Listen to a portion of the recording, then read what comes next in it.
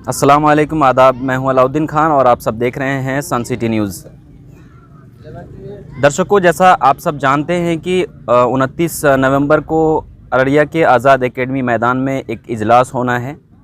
اور آپ دیکھ سکتے ہیں ٹینٹ لگ کے سج دھج کے تیار ہے اور تیاریاں زور و شور سے چل رہی ہے۔ یہاں کافی سارے ذمہ دار لوگ بیٹھے ہیں، اور یہاں پر جو اسٹارٹ ہوگا 29 تاریخ کو صبح 9 بجے سے ظہر کے ٹائم تک کا ٹائم رکھا گیا، جو اسپیشل خاص لوگوں کے لیے، جو ذمہ دار لوگ ہیں ان کے لیے، اور مغرب کے بعد سے اسٹارٹ ہوگا، وہ جو جنرل سبھی کے لیے ہوگا، وہ دیر رات تک چلے گی۔ ہمارے ساتھ ہیں یہاں کے جو ذمہ دار ہیں، آرگنائز جو کر رہے ہیں، یہاں جو اس پورے پروگرام کو آرگنائز کر رہے ہیں، مفتی سہراب صاحب جو یہاں پر آئے ہوئے ہیں۔ ان سے تھوڑا جانکاری لیتے ہیں، آپ تک کوشش کرتے ہیں پہنچانے کی جانکاری کہ یہ پروگرام کا مقصد کیا ہے، یہ اجلاس جو ہوگا لوگوں کو کیا سندیش دینے کا ان کا مقصد ہے، اسی پہ ہم بات کرتے ہیں۔ بہت بہت شکریہ، سن سٹی نیوز میں آپ کا سواگت ہے۔ آپ کا بھی شکریہ کہ آپ کے ذریعے سے یہ بات دوسروں تک پہنچے گی اور زیادہ سے زیادہ لوگ اس جلسے کو بھی جان سکیں گے، یہاں آ بھی سکیں گے اور یہاں سے فائدہ اٹھا بھی سکیں گے۔ میرا نام سہراب ندوی ہے، ہم ڈپٹی سیکریٹری نائب ناظم امارت شریعہ پھلواری شریف پٹنہ میں، اور اس وقت اس جلسے کو آرگنائز کرنے کے لیے ہم ارریہ میں ہیں۔ آپ اسی پنڈال میں بیٹھے ہوئے ہیں جہاں یہ اجلاس 29 نومبر کو 9 بجے دن سے شروع ہونے جا رہا ہے۔ ظاہر آپ میدان میں دیکھ رہے ہیں کہ کس طریقے سے انتظام کیا گیا ہے۔ یہ انتظام دو طرح کا ہے،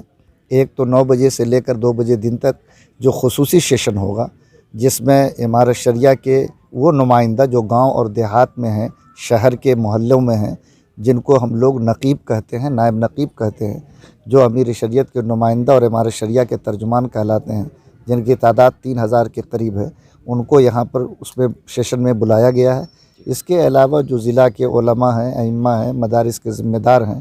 سماج کی خدمت کرنے والے لوگ ہیں، کچھ سیاسی شعور رکھنے والے لوگ ہیں، ان لوگوں کو بھی اس میں آنے کی دعوت دی گئی ہے، اور یہ خصوصی سیشن چلے گا۔ اور یہ امیر شریعت جو امارت شریعہ کے حضرت مولانا سید احمد ولی فیصل رحمانی مدظ اللہ ہیں، ان کی صدارت میں چلے گا، اور جو باتیں اس اجلاس میں ہونی ہیں وہ تربیت اور ٹریننگ کے انداز کی ہوں گی، یعنی صرف لوگوں کو سنایا نہیں جائے گا، بلکہ لوگوں کو ذمہ داری دی جائے گی اور ان کو بتایا جائے گا کہ ان کے کرنے کا کام کیا ہے، اور کرنے کے بعد ان سے رپورٹ کے لیے بھی بات کی جائے گی۔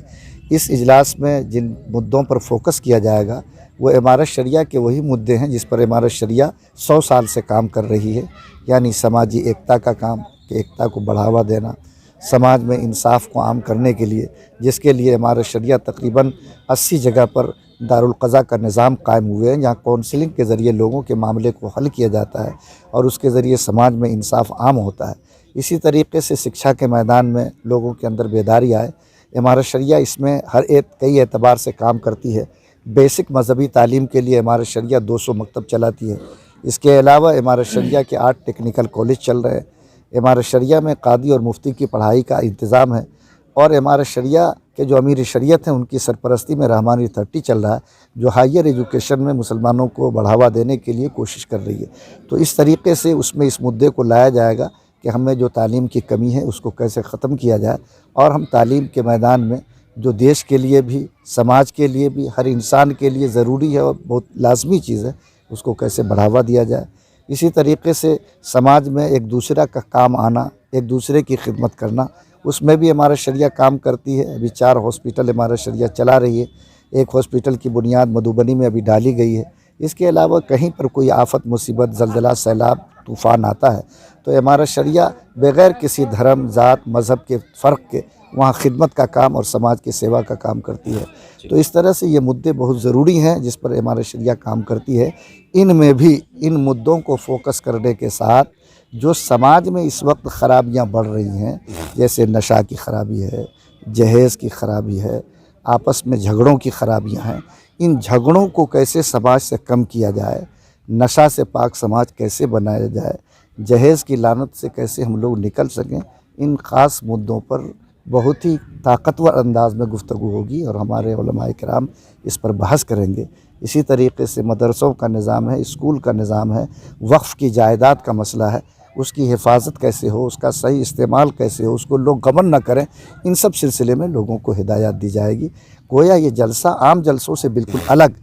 دو طرح کا ہے، ایک تو تربیتی ٹریننگ کے نقطہ نظر سے ہے اور دوسرے عام جلسہ ہے، لیکن جو اس کے لیے مدعے طے کیے گئے ہیں وہ بالکل ایسے ہیں جو آج ملک کی بھی ضرورت ہے، سماج کی بھی ضرورت ہے، اور وہ اگر لوگوں کے سامنے آئے، لوگوں نے اس کو قبول کیا تو ایک بڑی بیداری کی امید کی جا سکتی ہے کہ سماج کے اندر بیداری پیدا ہو۔ مفتی صاحب یہاں پر جو آئیں گے ذمہ دار، جو یہاں پہ لوگوں کو بتائیں گے کہ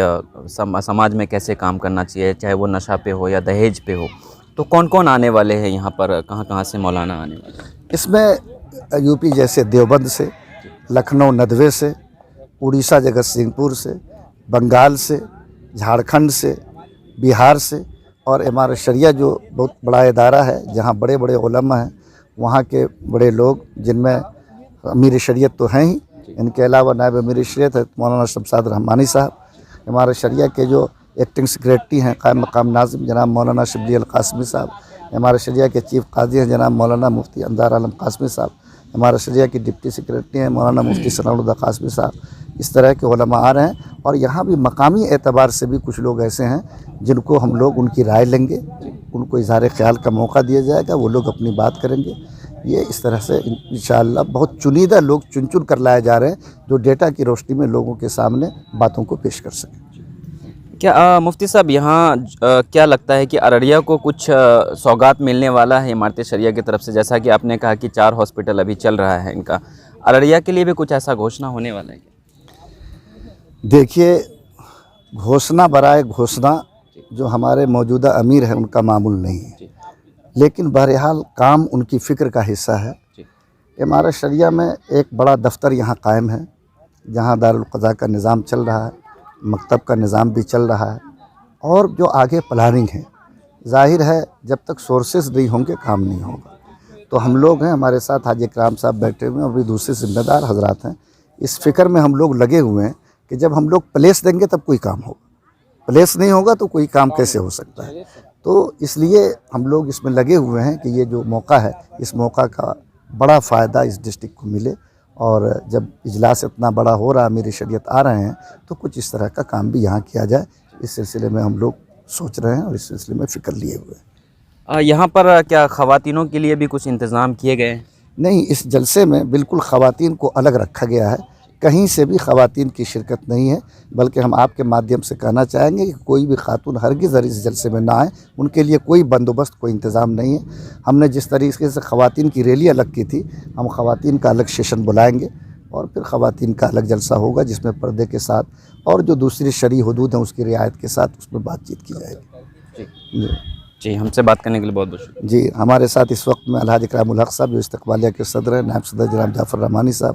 محترم جناب مفتی انعام الباری صاحب، اور بھی قاضی شریعت مولانا عتیق اللہ صاحب، اور ارریہ کی نوجوان ٹیم اور بزرگوں کی ٹیم سب کھڑی ہے جو لوگ اجلاس کے کامیاب کرانے میں مکمل رات دن لگے ہوئے ہیں۔ شکریہ۔ زندگی کی بھاگ دوڑ بھرے سفر میں ہمیں چاہیے ایک نئی تازگی۔ اب سفر چاہے کوئی بھی ہو، ہر سفر میں ملے گی نئی تازگی کا احساس۔ تو بس ایک پیالی چائے اور اپنے ہر صبح اور شام کو بنائے خاص بنگال گولڈ ٹی۔ چائے ایک انوکھا مشرن، کڑک پن اور بھرپور تازگی کا احساس۔ Bengal gold tea